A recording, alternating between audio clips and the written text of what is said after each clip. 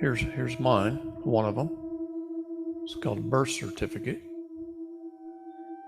It's got a bank name right here, Great Northern Trust Bank, on bond paper with a CUSIP number, an investment control number,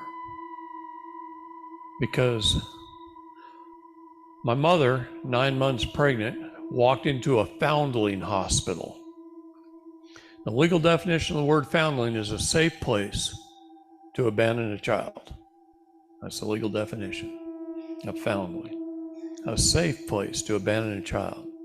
One of the first acts of Congress that they had to pass was the Child Act. And it designated all hospitals, school, or churches, fire stations, and police stations as foundling in the United States. And you can take a baby in a basket and walk into any one of those 4 places, set it down in the middle of the floor, smile and wave and walk out with no consequences to yourself whatsoever.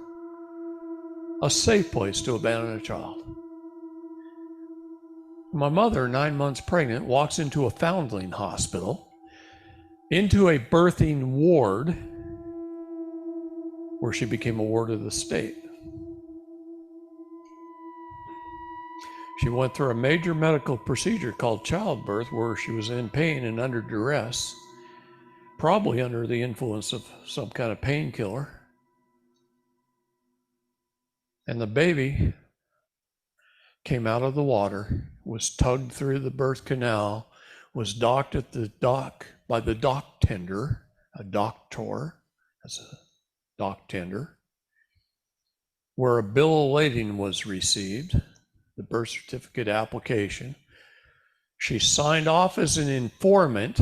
The legal definition of an informant is someone who gives someone else up to another, thereby giving title and equity of the child to the state, where it's registered, given a flag, a vessel is created, a trust is created, a security is created, and an insurance policy is created. Now, I don't know about you. Any insurance people in the room? Couple? Okay. You have to have an insurance license to sell insurance? Where was the insurance agent in the room? How about security people? Securities license. I know there was one because one came up and talked to me earlier. There he is. Securities license. You have to have a securities license to sell an investment, right?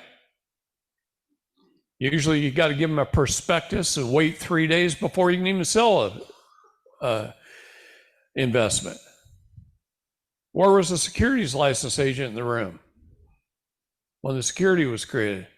Where was the attorney in the room to explain the conditions of the contract, of the birth certificate application, informing my mother what signing off as an informant meant? Where were they? How about an attorney who was a trust attorney to explain the trust that was created by the SESTA QV? Oh, that's interesting.